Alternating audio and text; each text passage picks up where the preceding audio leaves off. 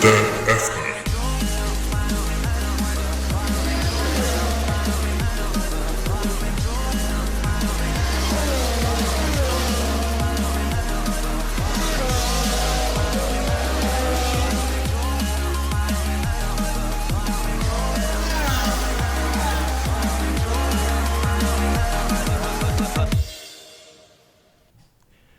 Bonjour tout le monde et bienvenue à la balado-diffusion du Bulletin F1.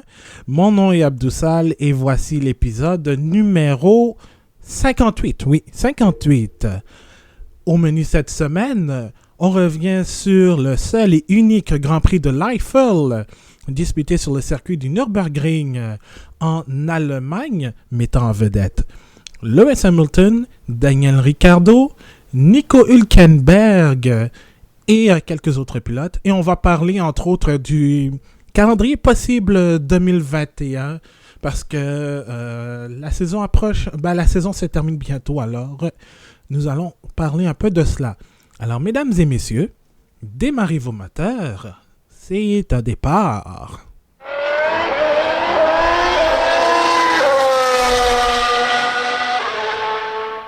Alors, pour revenir sur cette course sous le froid allemand, on accueille avec nous Marc-André Fortin. Salut Marc-André. Salut Abdou. Comment vas-tu? Ça va bien, un peu grippé, mais inquiétez-vous pas, je suis allé me faire dépister et ce n'est pas la COVID-19. Yeah! Au moins, c'est une bonne nouvelle. Mais c'est bizarre pour les prochaines semaines, là, jusqu'à temps que le rhume parte, là, ça va être bizarre de passer dans des magasins, j'imagine. Ouais, surtout à cette période difficile, oui. Et surtout quand tu as presque les symptômes similaires à ceux de la COVID-19. Mais Dieu merci, tu vas bien, puis on te souhaite un prompt rétablissement en plus de cela. Merci beaucoup. Et on a Anna Maria Mercado-Lopez. Bonsoir Anna Maria. Bonsoir à deux. Comment ça va? Et ça va bien. Pas de COVID par ici. Dieu merci. Même chose pour moi aussi. Alors, on est très contents. Bon, au moins, on n'est pas affecté personnellement, mais on va toucher du bois pour que ça continue. On va parler du Grand Prix de l'Eifel 2020 qui était disputé la fin de semaine dernière au Nürburgring. Et je dois dire que c'est une course historique, mais sans vouloir être salty comme nous les millennials on dit, cette course aurait dû être à Montréal. Mais avec la situation actuelle, je pense que c'est une bonne chose, parce que ça a été même confirmé que le Grand Prix du Canada, n'eût été d'une deuxième vague, aurait eu lieu au circuit Gilles Villeneuve cette fin de semaine.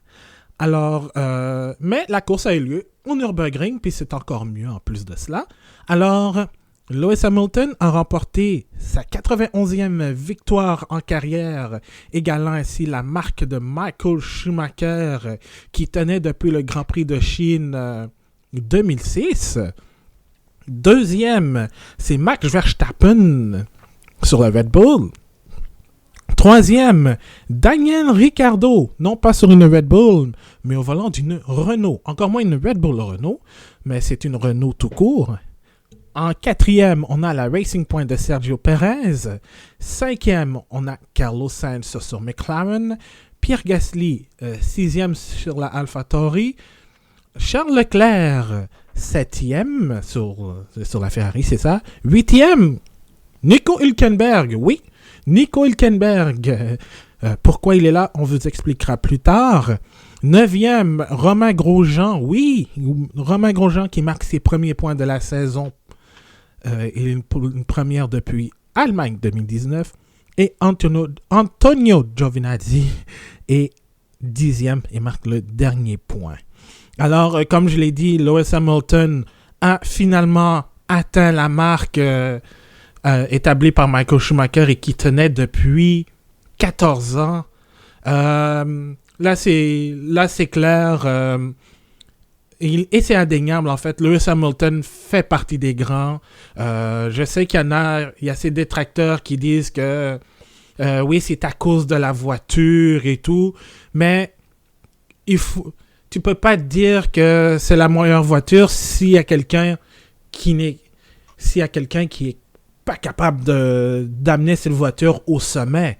Alors, ce que Lewis Hamilton, autant que Michael Schumacher, que Ayrton Senna, Alain Prost, et toutes les légendes qu'on connaît, même Sébastien Vettel, même toutes ces légendes dont je parle, même jusqu'à Jim Clark et Juan Manuel Fangio ont fait, eh bien, oui, ils avaient la plupart du temps la meilleure voiture et tout un personnel aussi pour l'aider. Et ça a été le cas, entre autres, en fin de semaine pour Hamilton, qui est parti deuxième, qui a profité d'un blocage de roue de Valtteri Bottas au 13e tour pour prendre les commandes et Bottas, malheureusement, a abandonné. Marc-André, Anna Maria, la question, est-ce que vous pensez que Hamilton, c'est le meilleur ou bien c'est un des meilleurs? Ce fameux débat qui, je pense, ne finira plus. Ça ressemble un peu au débat de Michael Jordan avec LeBron James au basket. Ouais. Ce sont deux légendes qui s'échangent la place de meilleur, mais est-ce qu'on peut vraiment regarder les deux puis se dire qu'il y en a un de meilleur alors qu'ils n'ont pas joué dans la même époque. Ils n'ont pas coursé dans la même époque. Schumacher a terminé quand même dans notre décennie dans ce moment, mais quand même, ça reste qu'ils n'ont pas évolué en même temps. Donc, c'est très difficile de déterminer s'il y en a un qui est meilleur que l'autre. Mais je peux dire que je me suis levé lundi avec des petits papillons en me disant que lorsque j'aurai des enfants, si j'en ai, je pourrais dire que j'ai vu courser Lewis Hamilton. Comme mon père m'a raconté des histoires sur Michael Schumacher, j'étais beaucoup trop petit pour l'avoir vu évoluer, mais je vais pouvoir propager à quel point Lewis Hamilton était un bon pilote, à quel point il a marqué la Formule 1, et ça, c'est une journée dimanche spéciale pour lui, et ça va que continuer là, de son côté. Oui. Anna Maria?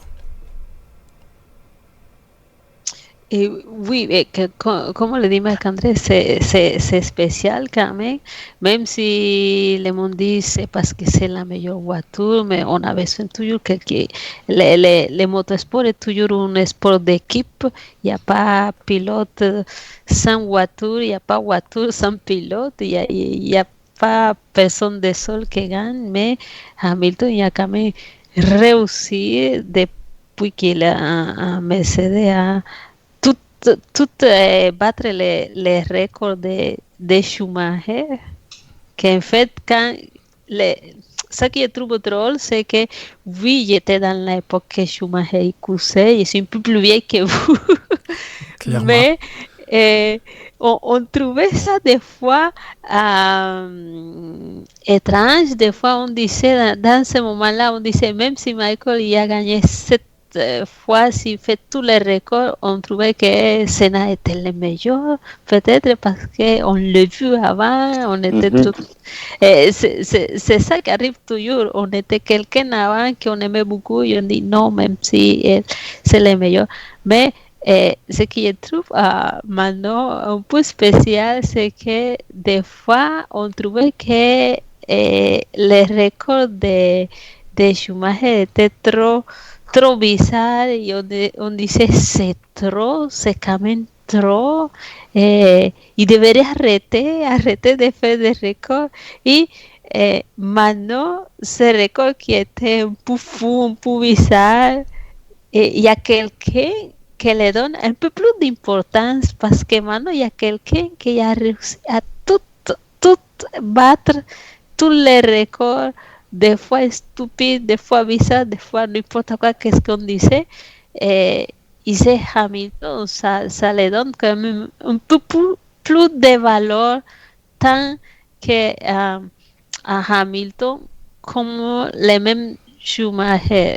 C'est spécial pour la Formule 1 et on ne peut pas dire que quel pilote c'est mieux parce que chaque époque c'est différent, même s'il y a les numéros, même s'il y a toutes les records, on peut dire non, Fangio c'est mieux parce que lui a survécu à l'époque. Ouais.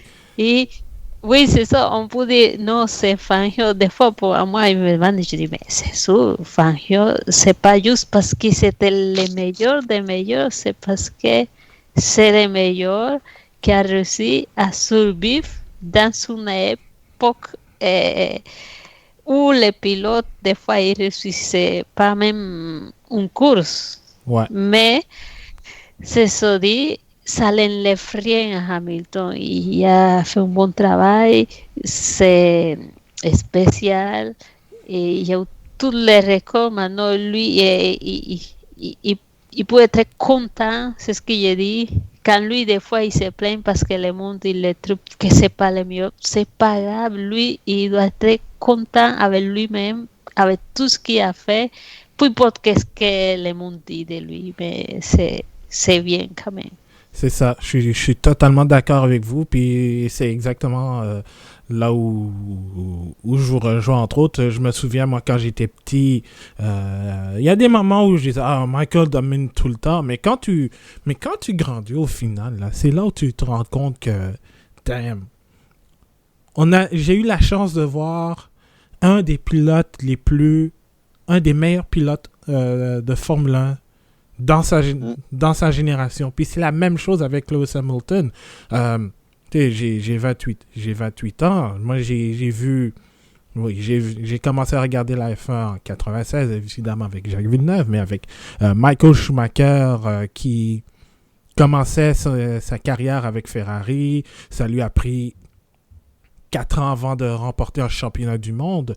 C'est sûr que les histoires entre Schumacher et Hamilton sont différentes, mais force est d'admettre que les deux ont bâti leur légende en étant tout simplement le meilleur. Ils ont passé à travers des combats très difficiles qu'ils ont d'ailleurs remportés. Alors, ça va être la même chose avec celui qui va succéder à Lewis Hamilton, peu importe qui c'est. On a même beaucoup dit que Sébastien Vettel pourrait être celui qui se rapprocherait le plus de Michael Schumacher. Évidemment, les heures ont changé. Alors, c'était le moment pour quelqu'un comme Lewis Hamilton de relever ce défi, en fait. Et je pense que il faut, à la place de toujours remettre en question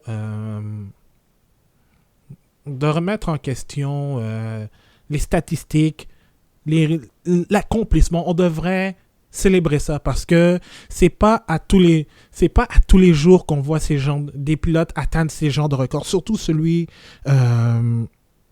du nombre de victoires et encore moins le nombre de championnats du monde des pilotes que Lewis Hamilton va d'ailleurs atteindre cette année. Alors, je pense que, et ça, je sais pas si ça, Jackie Stewart nous écoute, ça me surprendrait, mais je pense que à la place de dire « Ah, Hamilton, c'est pas un des meilleurs », il devrait être... Je comprends qu'il a couru qu'il a vécu dans l'ère Fangio, il a été très proche de Jim Clark, mais il faut pas rabaisser le succès des autres. C'est la même chose dans n'importe quel sport, que ce soit au hockey avec Sidney Crosby, Alex Ovechkin, puis Connor McDavid et compagnie, au soccer avec Messi, Ronaldo, au tennis justement avec Nadal et Federer, puis Djokovic aussi. Alors, on devrait avoir la chance de voir des athlètes qui se surpassent. Et justement, moi, ce qui me fait mal, c'est que Michael Schumacher ne soit pas là sur place, en fait, pour voir cet accomplissement. Être à la place que ce soit Mick qui lui donne ce casque, que ce soit Michael qu'il remet en main propre ce casque, parce que ça aurait été une excellente passe d'armes. Ça a été un peu la même chose quand Hank Aaron quand Barry Bonds au baseball a battu le record de Hank Aaron, malgré tous ces soupçons de prise de drogue et de dopage, en fait. Mais de voir Hank Aaron féliciter Barry Bonds, ça, c'est quand même quelque chose qui, même si j'étais petit, que je regardais un peu moins le baseball, c'était quelque chose qui, pour moi, était une belle passe d'armes, en fait. Une belle passation de pouvoir. Alors, Mick Schumacher qui remet le casque à Lewis Hamilton, c'était tout simplement magnifique. Et si tu me laisses ajouter un petit point, Abdou, ouais. C'est une situation que j'ai pensé toute la semaine avec, justement, je ramène le débat sur le meilleur entre Michael Jordan et LeBron James, et je me disais, est-ce que c'est vraiment utile, et je vous pose la question, de tenter de trouver le meilleur de tous les sports? Je pense que les époques sont tellement différentes qu'on pourrait les mettre à l'égalité et ne pas tenter de toujours trouver le meilleur, alors que, par exemple, que ce soit au tennis avec Roger Federer, Rafael Nadal, sont deux athlètes d'une puissance incroyable. Et pourquoi nous tentons toujours de trouver le meilleur alors que ce sont deux athlètes qui se dépassent et qui ont des performances similaires? Donc, c'est une réflexion que j'avais. Oui, Anna Maria, je vais te laisser commencer. Oui, a paso, lleva no plus igual, no importa quel pilote, parce que c'est des opinions aussi. Chaque personne a droit à avoir son opinion. Et si pour lui, c'est pas le meilleur pilote, ou c'est pas celui le plus qu'il aime, n'importe quoi, parce que c'est des opinions aussi.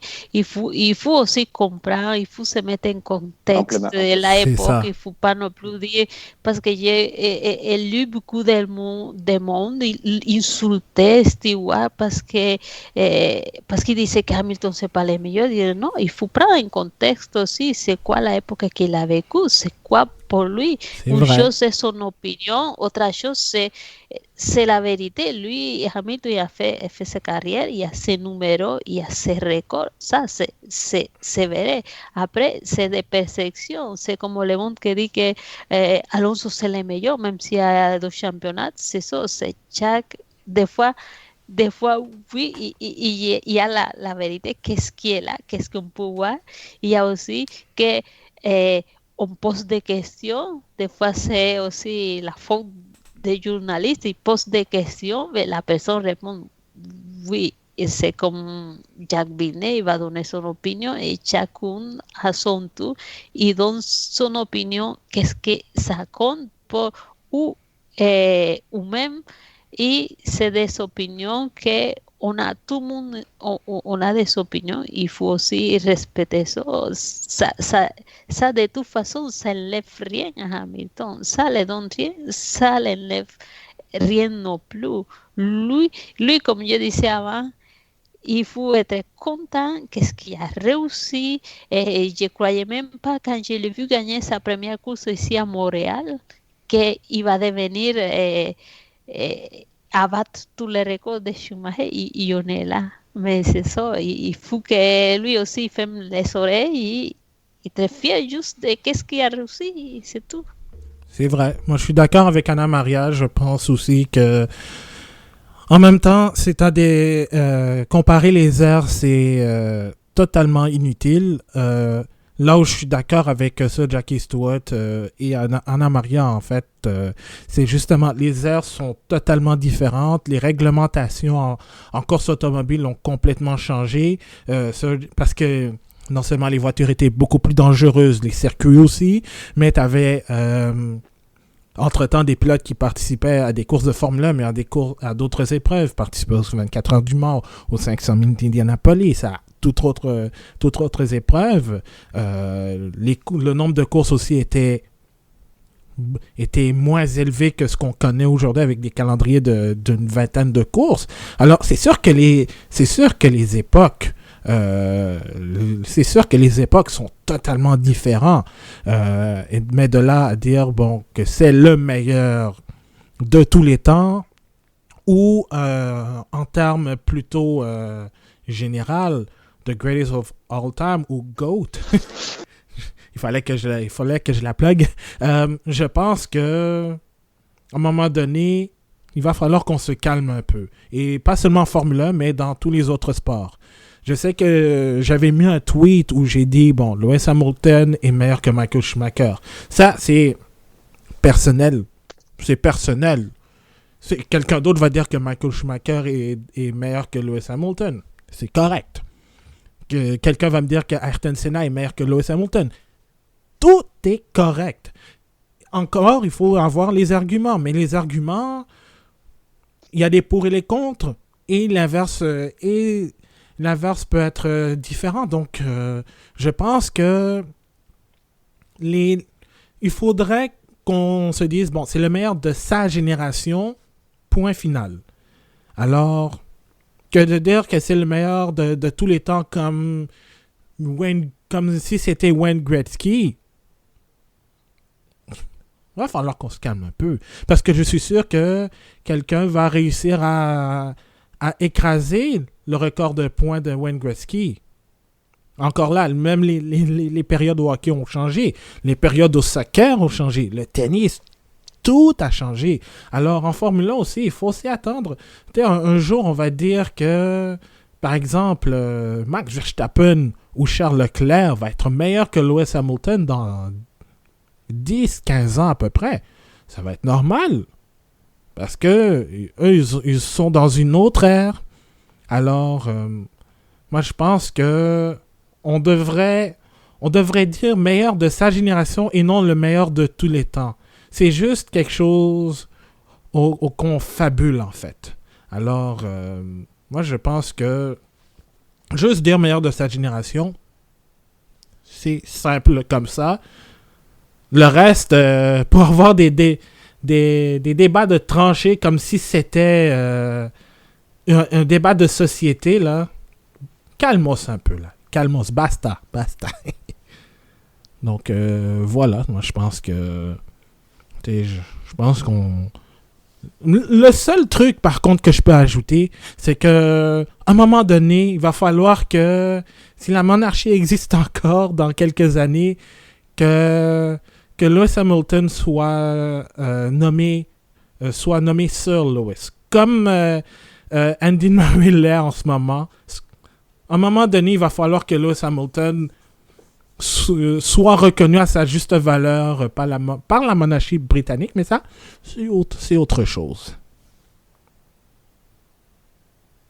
Oui, ça c'est aussi, c'est au choix de la royauté. Ouais, exactement. C'était, il ne peut pas le gagner, ça il faut que... Il faut que la royauté ait le choix de les faire. C'est ça. Et puis, une petite question rapide avant qu'on passe au prochain sujet. Est-ce que, même si Valtteri Bottas a abandonné, est-ce que vous... Même si si Valtteri Bottas n'avait pas abandonné, en tenant compte de l'erreur du Finlandais au 13e tour, est-ce que vous pensiez que le résultat serait différent dimanche? Oui, ça serait différent. Ricciardo, il n'y a pas eu de podium. Ouais, c'est sûr. C'est sûr, Ricardo n'aurait pas de podium, mais ce que je veux dire, ce que je voulais dire, c'est que puis Cyril n'aurait pas de tatouage, mais est-ce que ce serait le même vainqueur ou bien ce serait Bottas le vainqueur? My bad. Dès que Hamilton a pris le devant, et je ne pense pas qu'il aurait changé ça. Même si Bottas y restait dans la course. Et toi, Marc-André? Je pense en effet que Hamilton aurait gardé sa place parce que, cette victoire, il la voulait, que ce soit de la manière dont il voulait aussi. Alors, oui, Bottas a fait une erreur, mais ça reste que je pense que si Bottas n'avait pas fait d'erreur à ce moment-là, il aurait trouvé une façon là, de réussir à le dépasser et à prendre position, la première position. Ouais, je suis d'accord aussi. Je pense que malgré tout, Hamilton aurait gagné ce Grand Prix quand même. Là, on va parler de Daniel Ricciardo en Amaria. Parce que, évidemment, Daniel Ricciardo a profité de l'abandon de Valtteri Bottas sur un ennui de moteur pour obtenir son premier podium avec Renault depuis, en fait, qu'il s'est joint à l'écurie. Et on sait qu'il va quitter l'année prochaine pour aller chez McLaren aux côtés d'un des pilotes les plus malchanceux de ce Grand Prix, Lando Norris. Alors, on a beaucoup parlé de Renault. On se demandait, on disait, bon, ils sont pas encore rendus là, mais force est d'admettre que vraiment, la Renault, elle est là. Ils sont là. Il faut pas trop s'exciter non plus, mais oui, ils sont là, ils ont réussi, ils ont mis de nouvelles actualisations, de petites choses par-ci par-là, l'auto, pour réussir. Mais Ricciardo a eu son podium aussi, mais il faut pas oublier qu'il y a deux autos avec moteur Renault qui se ont retirés de la course. Uno se tu viens de dire les malchanceux Lando Norris, mais Esteban Ocon aussi, son coéquipier, il était pas là, il y a eu des problèmes et ça aussi, il faut le dire, oui, et Renault il était là, il y a eu son podium, mais ça ne veut pas dire que tous les problèmes sont réglés. C'est vrai.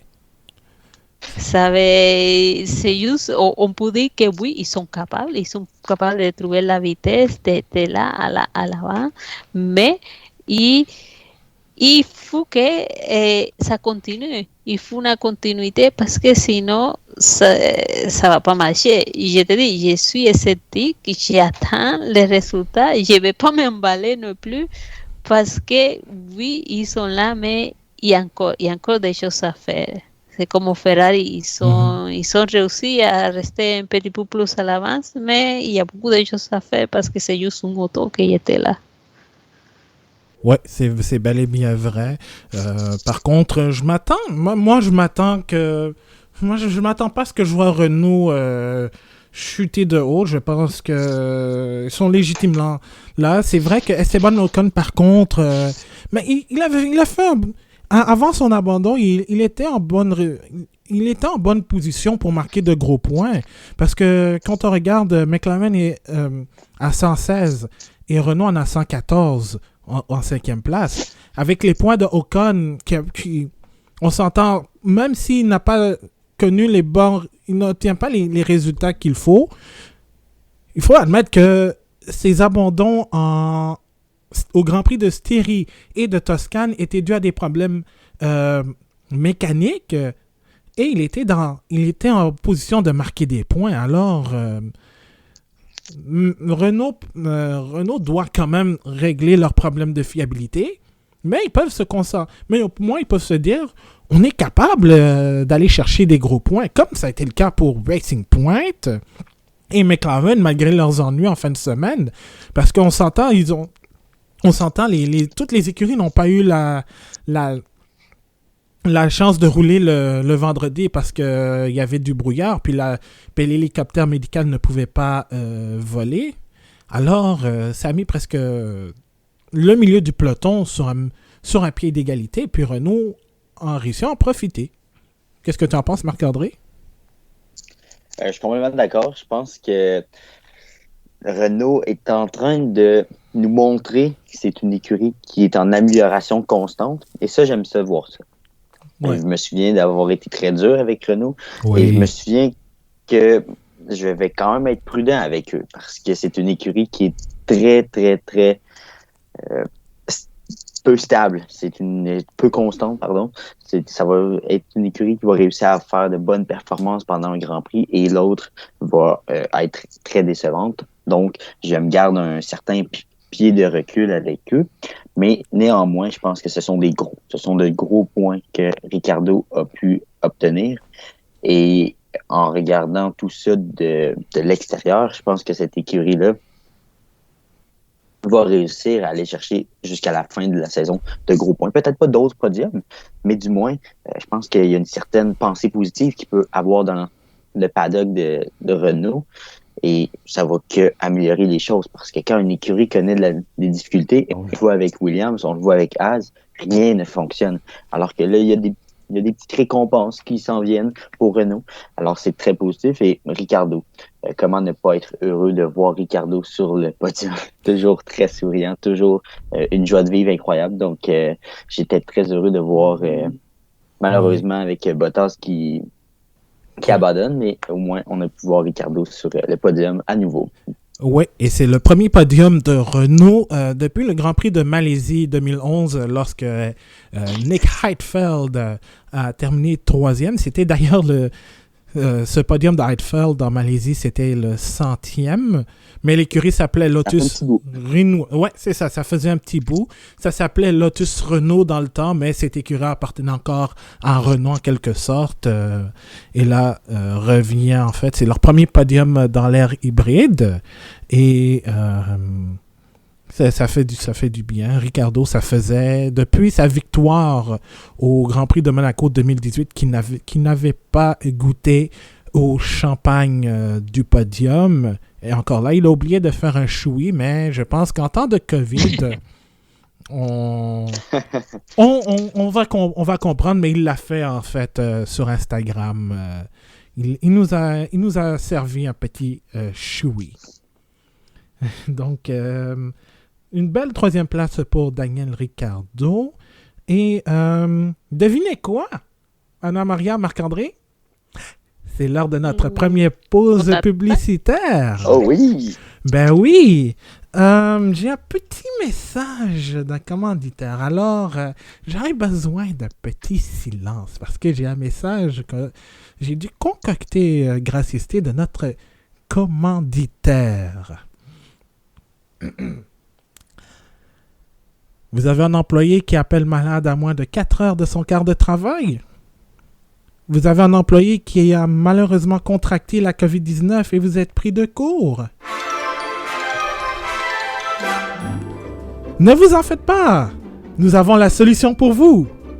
Les solutions Nico Hülkenberg vous aideront à trouver un remplaçant en 1/10 de seconde. Que ce soit en train de prendre un café avec un ami ou en train de finaliser l'achat d'une voiture appartenant à un champion du monde, l'employé se déplacera pour vous dépanner en un instant et les résultats sont instantanés. Écoutons le témoignage de ce client. J'ai fait affaire avec les solutions Nico Hülkenberg quand un de mes employés est tombé malade. En un instant, il m'a offert une belle 8e place sans avoir eu de pratique. Je recommande fortement cette compagnie. Si vous désirez vous associer avec les solutions Nico Hülkenberg, visitez l'adresse suivante www.solutionnico27.com ou bien contactez l'adresse courriel solutionnico27 à commercial. J'ai pas de volant pour 2021, please embauchez-moi.com. Des frais supplémentaires s'appliquent pour un podium. Et voilà, c'était notre tout premier commanditaire. C'était notre... Je n'attendais pas à celle-là du tout. Tout bien vu.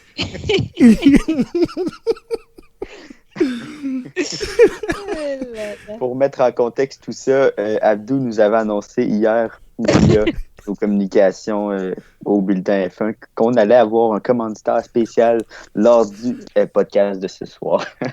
Et voilà, c'était le commanditaire. Et c'est pas pour rien aussi que j'ai fait une pause entre Daniel Ricciardo et Nico Hülkenberg. Je vous l'avais dit qu'on allait parler de Hülkenberg.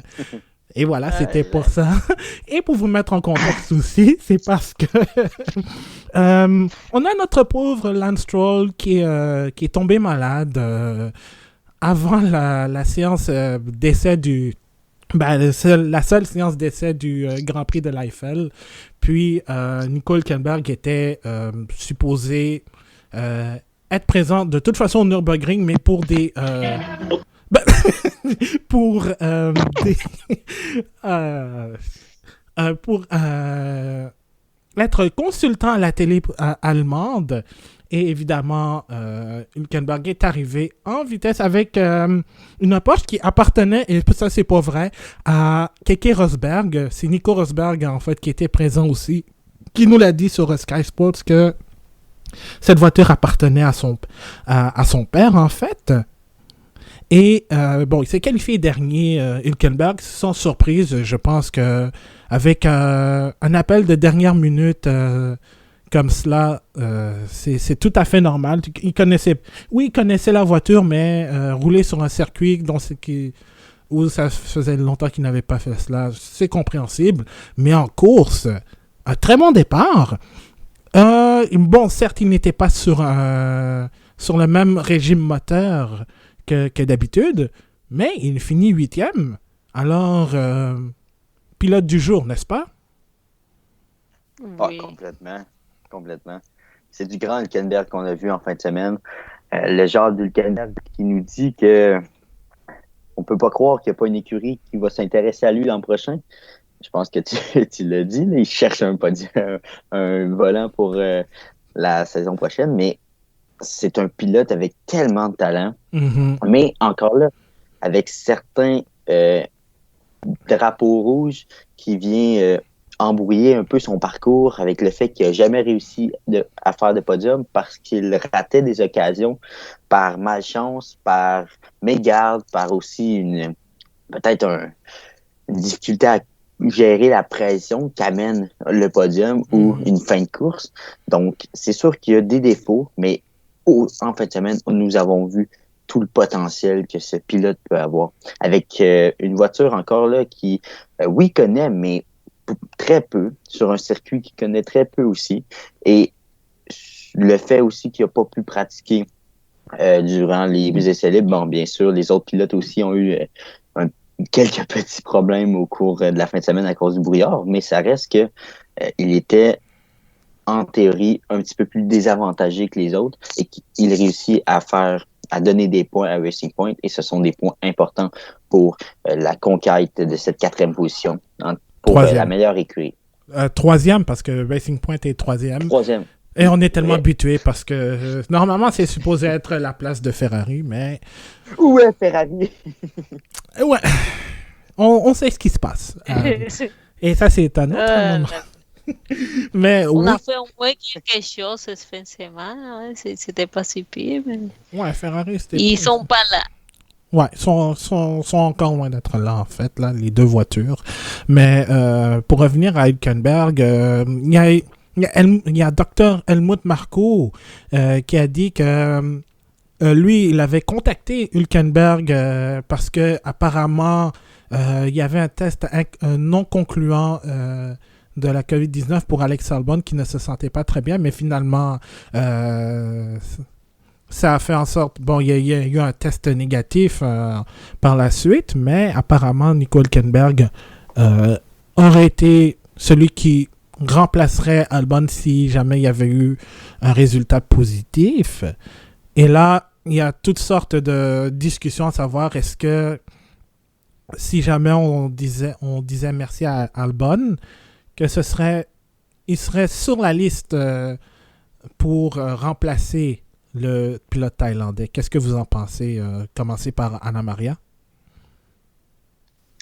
Mais je sais pas, parce que je suis un peu sceptique avec Red Bull, parce qu'ils n'ont jamais engagé un pilote qui vient de notre équipe, et ils ont toujours ces pilotes à eux qui font monter, mais c'est sûr qu'on met beaucoup de pression sur Albon, mais je ne suis pas sûr qu'il va être changé. Jusqu'à que ça arrive, je ne sais pas. Jusqu'à maintenant, il dit qu'il fait le travail. C'est sûr, quand Verstappen n'est pas là, lui est là pour ramasser les points. Mais au contraire, c'est un peu difficile.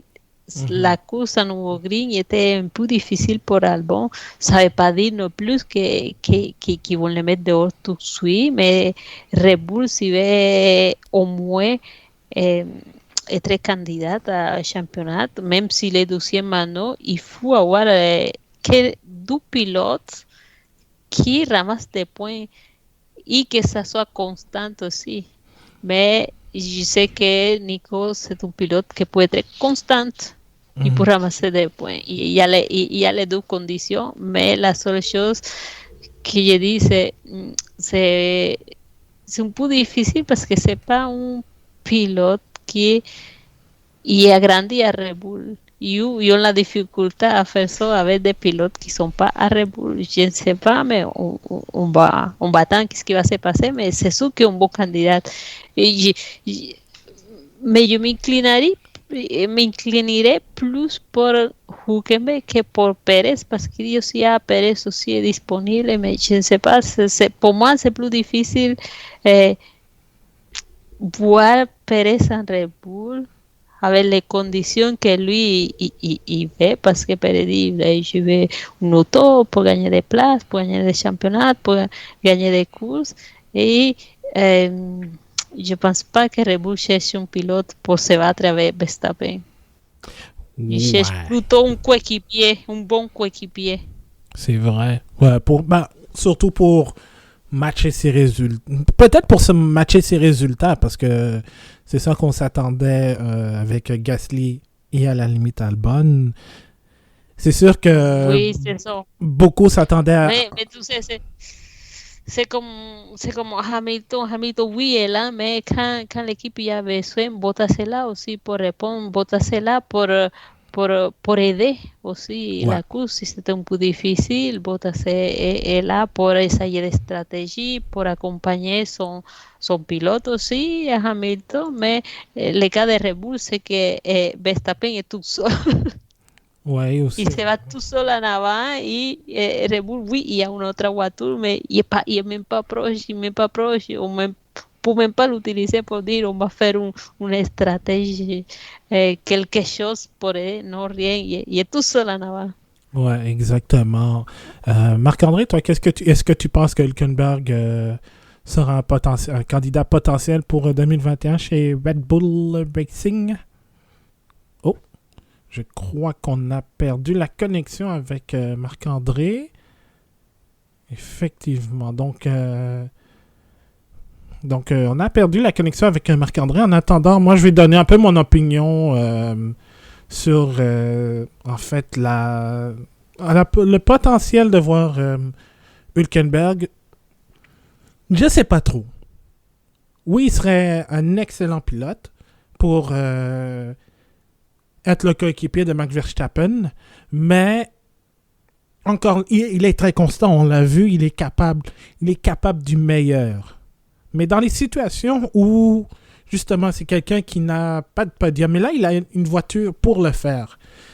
C'est vrai que j'ai été souvent critique, j'ai souvent été critique envers Hülkenberg quand ses opportunités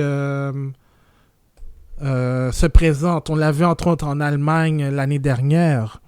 Il faudra à un moment donné qu'il casse cette habitude de faire de rater ses occasions, parce que dans le climat dans lequel il irait chez Red Bull, ce serait énormément compliqué, parce que tu as la pression de Helmut Marko, tu as la pression de Christian Horner, et tu as aussi la pression du fondateur de Red Bull, Dietrich Mateschitz. Alors, ça aussi, c'est quelque chose qu'il faut prendre en compte. C'est quelque chose que Pierre Gasly a expérimenté. C'est quelque chose que Alex Albon expérimente en ce moment. Mais là, quand tu viens de l'extérieur, ça risque d'être un peu plus difficile, comme ça a été le cas, en fait, avec Mark Webber à un moment donné. Parce que Mark Webber est le dernier pilote qui n'appartient pas à Red Bull, qui a roulé pour l'écurie, mais il a eu Sébastien Vettel à côté à un moment donné, alors et on sait à quel point Sébastien Vettel était est un excellent talent. Alors, c'est sûr que Red Bull a décidé de prioriser le jeune Allemand au détriment d'un Australien qui était sur une pente descendante et qui a eu une chance énorme de remporter le championnat des pilotes en 2010. Alors, si Hülkenberg se retrouve là-bas, il aura affaire avec toute cette pression. Max Verstappen, qui est très constant, ma foi, merci, et en fait, et des dirigeants qui veulent des résultats le plus vite possible. J'allais dire quelque chose d'un peu plus... une petite insulte, mais non. Mais non, c'est ça. Oui, mais c'est vrai, mais aussi il faut que les pilotes qui arrivent pour accompagner Verstappen, il doit se mettre dans la tête de faire son travail, faire qu'est-ce qui est mieux pour lui, faire le mieux pour lui-même, parce que s'il arrive comme Gasly, et juste à penser tout le temps en Verstappen, il faut pas faire ça. Parce que tu sais que c'est un pilote difficile à battre. Ils t'ont pas appelé pour le battre, ils t'ont appelé pour aider l'équipe.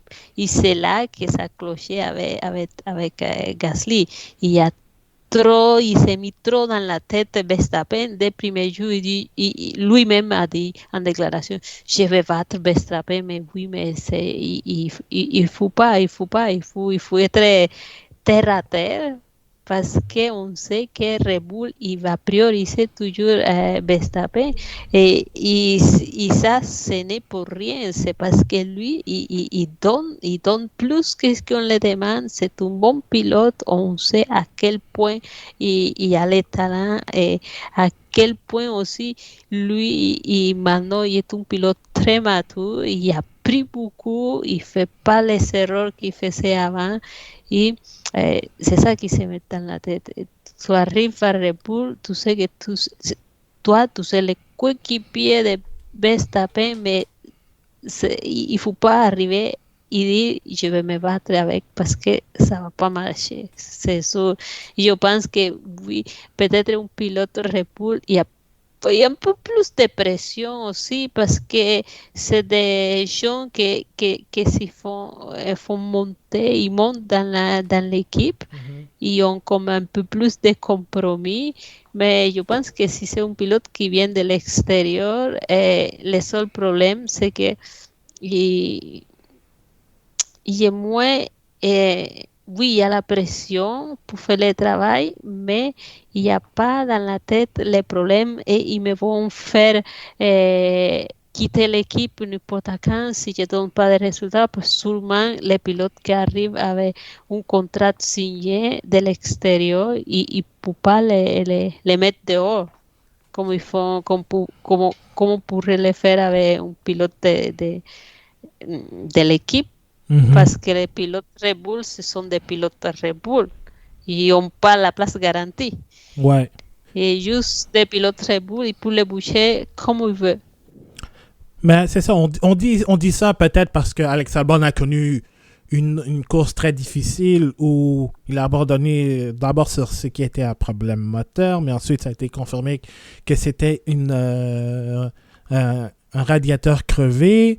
Il a eu un accrochage avec Daniil Kvyat qui s'est transformé en pénalité de 5 secondes.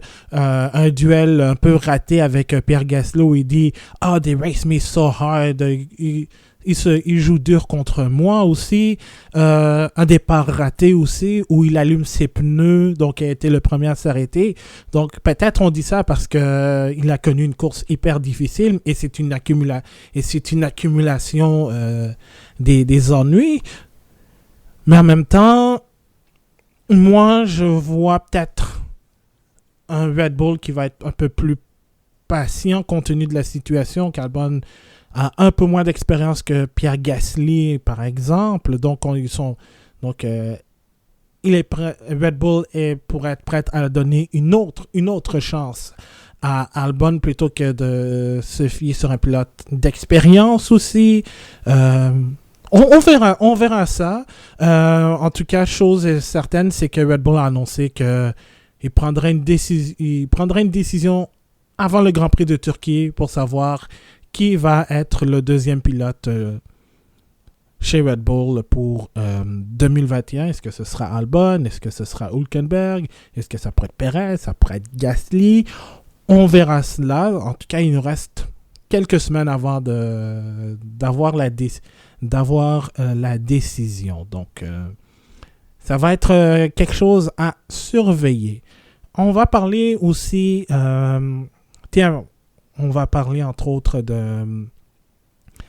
un pilote dont on parle... deux pilotes, en fait, dont on parle pas souvent, en fait, et qui ont marqué des points pour leur écurie. Je parle de Romain Grosjean et de Antonio Giovinazzi. Romain Grosjean termine 9e, pardon. Donc 2 points, ses 2 premiers points de la saison et ses premiers points depuis le Grand Prix d'Allemagne 2019 à Hockenheim, et qui a connu une course assez rocambolesque. Et en plus, je mets l'accent sur le mot rock parce que le pauvre a été frappé par du gravier projeté par la Alfa Romeo de Kimi Räikkönen qui est sorti au 2e tour. Ça a frappé son index, il croyait que c'était cassé. Mais avec une bonne stratégie et une bonne relance quand même s'il a perdu 2 places, Grosjean a marqué des points importants pour l'écurie et il n'est plus dernier au championnat des pilotes. Et d'un autre côté, il y a Antonio Giovinazzi qui a connu, d'après moi, sa meilleure fin de semaine cette saison, sorti de la Q1, et s'est rendu en Q2, a connu un bon départ, et s'est quand même bien battu contre les pilotes, en fait. Oui, bien sûr. Tant que Giovinazzi y Grosjean, yo réussi quand même à faire une bonne course. C'est que yo disais, c'était où que Grosjean a réussi à survivre toute la course à Toscane. Italie, à Toscane. Oui, finalement, il y a eu ce point. Je pense que lui aussi le méritait à Toscane parce que quand même, après tout ce qui s'est passé, lui, il restait pas d'accrochage, il était très bien. En Allemagne, à Nürburgring, c'est une très bonne course pour Grosjean qui réussit à s'en sortir de la dernière place dans les championnats de pilotes, aussi pour Giovinazzi. Et la seule chose, c'est que ça, et le bonheur de quelques-uns, il fait le malheur de l'autre. Et c'est le pauvre Russell qui se retrouve aux dernières places. C'était quand même dur pour lui. Ouais. Parce que même Nico Hülkenberg qui a juste appris tout départ parce que en Silverstone, il m'a pas pris le départ. Ouais.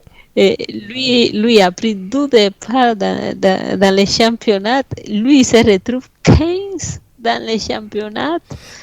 Et ça, c'est comme c'est dur pour William. On a oublié un petit peu William parce qu'il s'était venu, l'écurie a changé de nom et tout ça. Je pense que les changements, d'un côté, ça fait du bien parce qu'on parle plus de Claire, rien, mais quand même, ils se retrouvent au bout, à la fin, ils ont rien profité, et aucun point pour William, et ça c'est très, très, très dommage. Ouais. Mais on voit que William s'améliore pour vrai. Dommage pour George Russell parce que là, c'est un abandon dont il n'est pas responsable. C'est Kimi Räikkönen, en fait, dont c'était son 323e Grand Prix, qui a pulvérisé, en fait, le record de Rubens Barrichello. Räikkönen a tout simplement mal jugé son dépassement, son freinage, et vient s'accrocher avec la Williams de Russell, ce qui résulte en une pénalité de 10 secondes. Puis ça, je pense que c'est une pénalité indéniable. C'est carrément la faute de Räikkönen, en fait. Mais c'est dommage pour George Russell. Oui, c'est dommage pour Russell, c'est quand même, c'était clair que c'est la faute de Raikkonen. Ce que je trouve dommage aussi, c'est que oui, c'est à peu près la même chose qui s'est passé avec Stroll Leclerc en Russie et il n'y a pas aucune pénalité, rien. Et c'est là qu'on dit la FIA il maintient la constance. Il y a des pilotes qui se font pénaliser tout le temps. Et je ne dis pas qu'il n'y a pas eu raison de pénaliser Kimi, mais c'est juste il essaie quelques-uns qui s'en sortent tout le temps. C'est ça. Et justement, on avait beaucoup parlé de l'inconstance des commissaires de la FIA lors du podcast post-Grand Prix de Russie. Donc, c'était il y a 3 ou 4 épisodes précédents. Alors, si vous voulez écouter notre débat là-dessus, ça va être disponible sur notre site Bulletin F1. Ben, en fait, c'est déjà disponible sur notre site Bulletin F1, mais c'est vrai que on voit qu'il y a une inconstance, mais là-dessus, je pense que c'est clair, net et précis que Raikkonen que Raikkonen mérite sa pénalité et je pense que c'est vrai qu'en même temps, la FIA devrait faire mieux en termes de gestion des pénalités. Alors, voilà, c'est ce qui complète le retour sur le Grand Prix de l'Eiffel. Dans 2 semaines, ce sera le Grand Prix du Portugal, donc sur un nouveau circuit, carrément un nouveau circuit, comme on l'a eu avec Mugello. Ce sera Portimao. Et on va passer à un autre sujet, en fait. On va parler de 2021. On va parler du calendrier, en fait, parce que aujourd'hui, en fait, mercredi, Chase Carey, le PDG de la Formule 1 de Liberty Media, en fait, était l'invité de Tom Clarkson dans le podcast officiel de la F1, Beyond the Grid. Et évidemment, il a parlé de la vie de Carey et tout, son parcours professionnel, mais il a aussi parlé du calendrier 2021 parce que normalement, à cette période-ci de l'année, entre juillet puis même décembre, on devrait déjà parler de planification du calendrier. On aurait même déjà le brouillon des courses, en fait, qui seront au programme pour 2021. Mais rien de tout cela est sorti. Évidemment, avec le contexte de pandémie, on est actuellement dans la 2e vague et on ne sait pas si on aura une 3e qui pourrait commencer en 2021. On ne sait pas ce que l'avenir va nous réserver. Mais Chase Carey a dit que le calendrier de l'année prochaine devrait ressembler à ce qu'on devait avoir cette année. Par contre, il se pourrait que des courses soient déplacées, évidemment pour des raisons logistiques, mais aussi pour des raisons plus gouvernementales. Comme par exemple, le Grand Prix d'Australie pourrait être déplacé soit en septembre plutôt qu'en mars, évidemment, parce que c'est un circuit temporaire, c'est un circuit où, évidemment, on a besoin de fans parce que les revenus sont générés, entre autres, avec la vente des billets, tout comme le Grand Prix du Canada, entre autres. Mais donc la saison, de ce que j'ai lu, de ce qui est rapporté, en fait, entre autres, par le site indépendant Race Fans, pourrait commencer au Bahreïn avec des essais hivernaux qui auraient lieu au circuit de Sakhir. Mais on aurait un calendrier probablement similaire à ce qu'on a ce qu'on aurait dû avoir en 2020, avec peut-être même avec possiblement le retrait du Grand Prix du Brésil et l'ajout d'un Grand Prix en Arabie Saoudite, possiblement. Alors, Anna Maria, est-ce que tu penses que on aura un calendrier 2021 en béton ou bien on va probablement se fier au jour le jour? Est-ce que tu crois que le calendrier 2021 sera béton ou on aura peut-être une réalité comme on a eu cette année. Mais je pense qu'après ils vont réussir à finir la session 2020, ils vont bien regarder qu'est-ce qu'ils font. C'est sûr que ça devrait à peu près ressembler à la même chose qui s'était prévu pour cette année. Parce que de toute façon, il y a des cours qui se sont annulés, qui se sont aplacés, mais il y a de toute façon déjà un compromis avec les circuits, il y a un contrat, il faut le faire. Mhm. Il faut le faire, mais il faut avoir aussi les conditions. Et je pense que à ce point-là, on a déjà comme appris beaucoup, même oui, il y a 12e vague et tout, mais on apprend à chaque jour à faire qu'est-ce qu'on peut. Por exemple, ici au Québec, on maintient les écoles ouvertes et ça va bien. On ne peut pas dire que ça va mal. Et je pense que en Espagne aussi on fait ça et ça va venir les jours à jour. Il faut se garder un petit point de discrétion si vont sortir les calendriers quand même, parce que ça dépend aussi de chaque pays. Je sais que Japon est très restrictif maintenant sur les conditions, juste parce que où il veut absolument à faire les Olympiades. Ouais. Les JO, c'est sûr, et c'est comme très difficile. C'est une course que je pense qu'il ne pourrait pas comme était en béton ou la programmer avant les Jeux. C'est ça le problème. Ouais. Oui, mais de toute façon, c'est à peu près le mois de septembre, fait que ça n'aurait pas de problème. Mais si ça change à Australie aussi. Mais oui, il peut lancer le calendrier, mais on ne peut pas dire que ça ne va pas changer. Parce que de toute façon, il ne peut pas contrôler ce qui passe les jours à jour à chaque pays, et on ne sait pas où on sera d'ici à le mois de mars l'année prochaine. Ouais. On espère que tout il va aller mieux. Quelques places on a appris à vivre avec, c'est ce que on ne peut pas les arrêter, mais il faut que la situation améliore et que tout se peut marcher, parce que vous pouvez sortir le calendrier et dire oui, c'est le calendrier, mais c'est ça dépend aussi de la situation, si ça va marcher. C'est sûr que les courses nouvelles, Portimao, Grand Prix de la Toscane, l'autre qui va voir en Italie, comment s'appelle le circuit, j'oublie tout, Imola. Imola, ouais.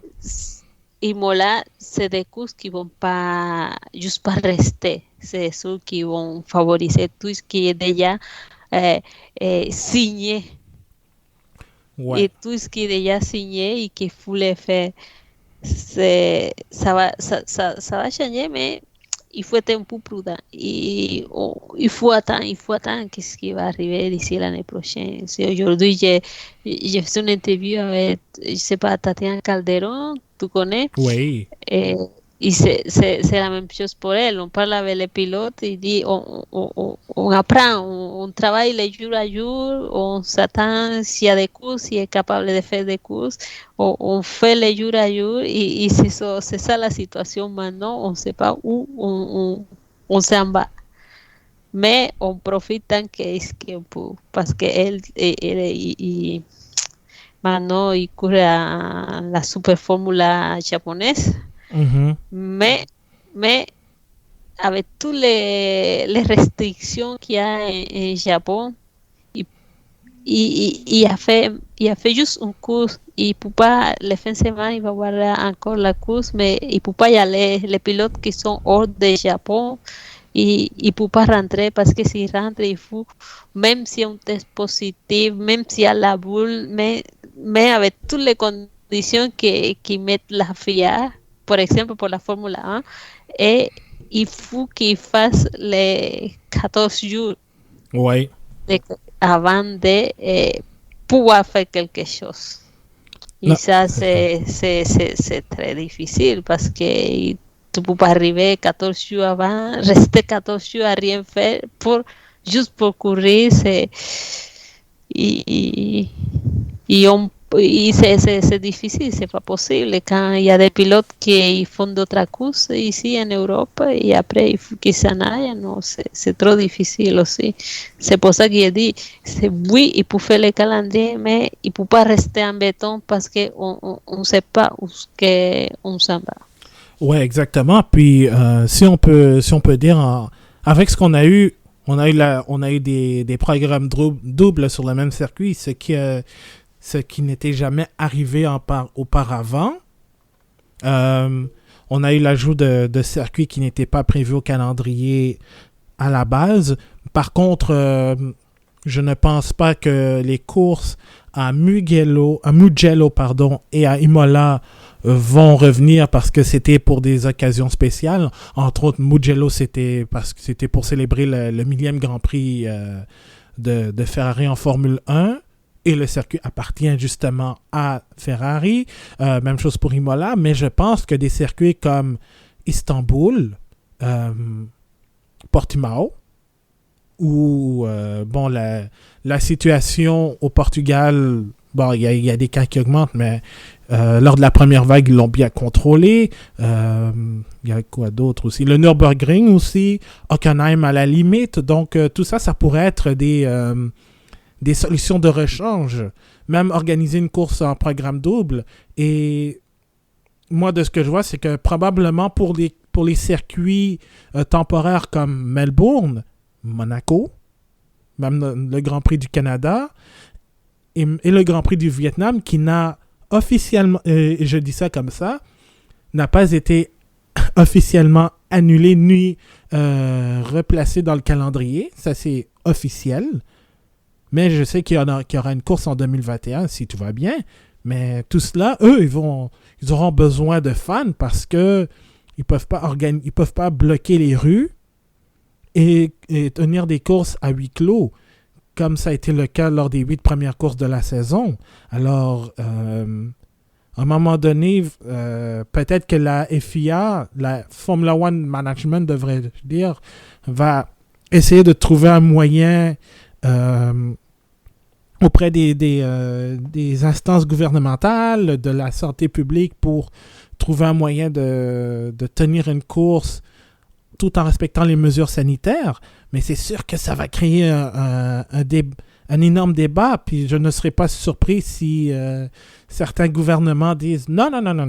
C'est à huis clos où il n'y a pas de Grand Prix. Je ne serais pas surpris du tout. Et c'est là, justement, où des circuits de rechange comme ceux que j'ai nommés, Istanbul, Portimao, Nürburgring, Hockenheim, name it, tous les circuits de grade 1 qui ne sont pas au calendrier, pourraient agir comme joker. Comme ça va permettre à la Formule 1 d'avoir une saison complète, sans interruption, ou sans annulation complète, où on passe des semaines sans course. Alors, tout ça, ça reste à voir, mais comme on l'a vu cette année, on vit au jour le jour. Puis Dieu merci, il n'y a eu aucune course, et on touche du bois, mais il n'y a eu aucune course qui a été annulée ou reportée, et encore moins les cas de... Il y a eu très peu de cas comparé au nombre de tests qui ont été effectués. Alors, là-dessus, je dois dire chapeau à la FIA d'avoir très bien géré cela. Ils ont dit que ça pourrait inciter pas inciter, mais ça pourrait convaincre les gouvernements à dire oui à l'organisation des courses. Ça, comme j'ai dit, le dernier mot va être probablement au directeur de santé publique national, local ou national, mais tout cela, ça reste à voir. Alors, oui, on pourrait dire, il pourrait nous présenter le calendrier 2021 comme étant officieux ou officiel, mais ne vous attendez pas à ce que ce soit coulé dans le béton. Je ne souhaite aucune annulation, mais si jamais il devait arriver des problèmes comme on l'a eu cette année, je ne serais pas surpris si on nous disait telle course est annulée, puis on va la remplacer par une autre.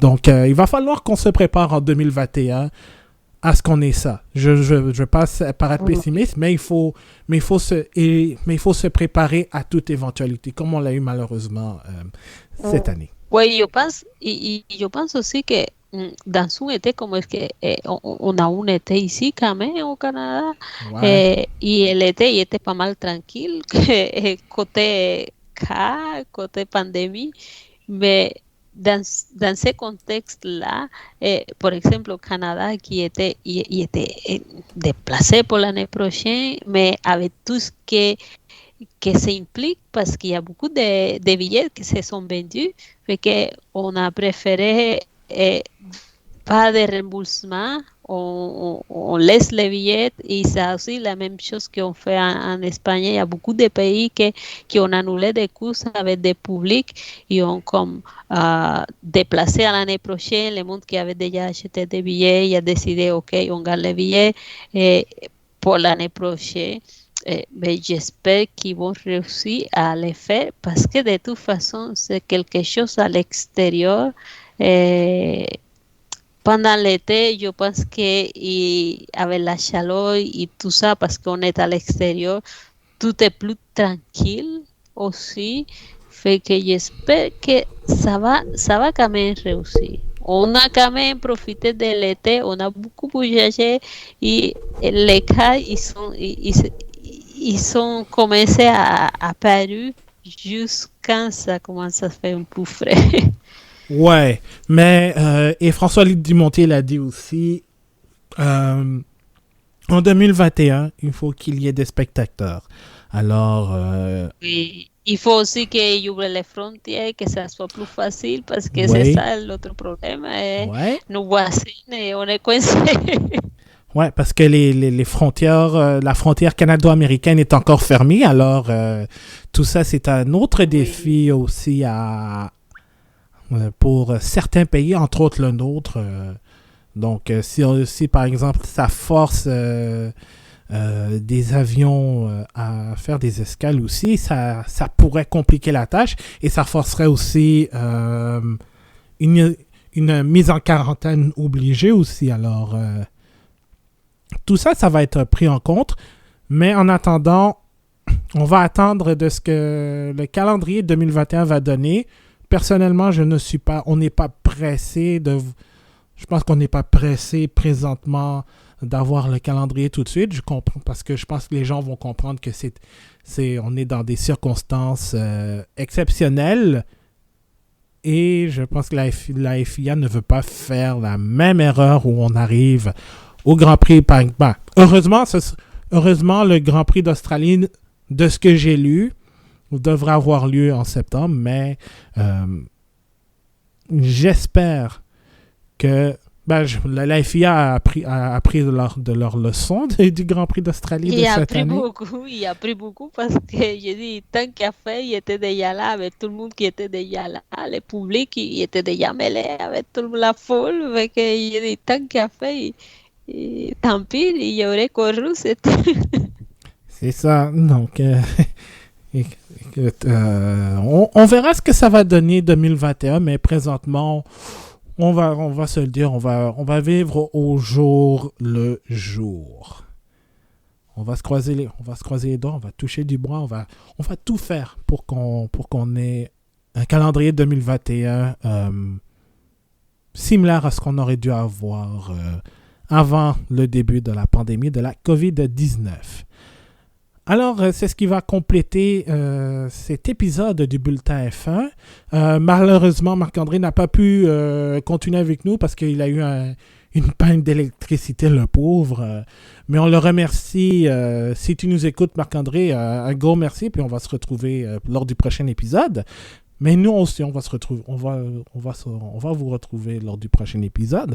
Entre-temps, si vous voulez écouter ou partager cet épisode, vous pouvez le faire. Notre balado va être disponible sur notre site bulletinf1.com où vous pouvez lire les tops et contre-performances après chaque Grand Prix, les avant-courses, quelques chroniques quand il y en a, et évidemment tous les autres épisodes de notre podcast. Et parlant de podcast, le tout sera disponible sur vos applications préférées, que ce soit Apple Podcast, Google Podcast, Spotify, Stitcher et autres. Et n'hésitez pas à partager le tout si vous avez aimé ça. Et à nous laisser aussi des commentaires, des critiques pour qu'on puisse s'améliorer. Alors, n'hésitez pas, la porte est toujours ouverte. Et on se retrouve donc la semaine prochaine pour un autre épisode du Bulletin F1. Anna Maria, un grand merci. Et merci à toi et merci comme toujours à tous ceux qui nous encouragent à chaque semaine et nous écoutent. Oui, exactement. Et puis, ça fait tellement du bien d'avoir du monde qui nous écoute, qui partage nos opinions, qui ne sont pas d'accord aussi. Alors, merci à tous. Et j'espère qu'on va continuer à parler de Formule 1, évidemment, comme ce sera le cas la semaine prochaine. Alors, mon nom est Abdoussal. On continue toujours de rouler avec le Bulletin F1. Et je vous retrouve la semaine prochaine. Bonsoir ou bien bonne journée, peu importe où vous êtes.